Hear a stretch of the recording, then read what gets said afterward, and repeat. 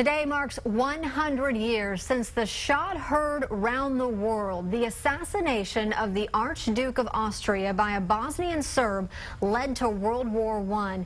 The war to end all wars would rage on for 4 more long years, with the U.S. drawn into the conflict in 1917. 32 nations joining in the fight. New technologies being introduced, including machine guns, tanks, and poison gas.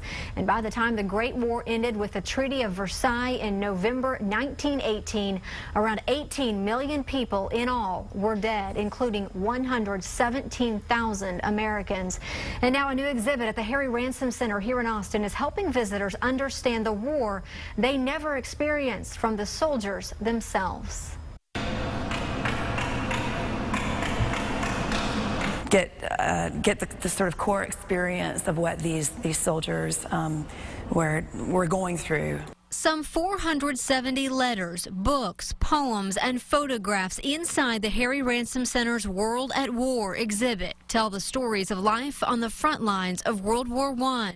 An exhibit that took co-curators Gene Cannon and Elizabeth Grover 2 years to create. We hold collections for example, many of the well-known trench poets of the war, so Wilfred Owen, Siegfried Sassoon, and so we have unique, one-of-a-kind manuscripts. One of the more moving experiences you'll read is a letter from British poet and soldier Wilfred Owen to his family. So Owen was tragically killed a week before the ceasefire, and his mother received this letter, right before the war ended. Others tell the story of rebuilding friendships. A letter from artist Pablo Picasso to author Henri Pierre Rocher expressing his concern about fellow artist Georges Braque. Braque had been hit in the head by artillery fire.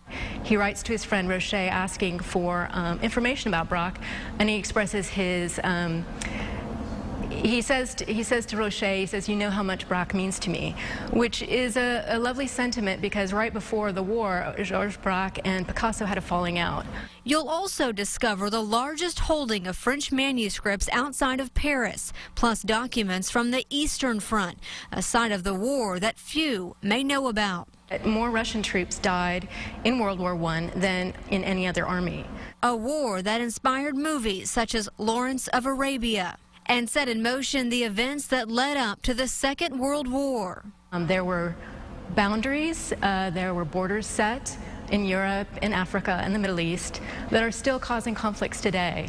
I think we want people to appreciate how widespread the experience of this war was.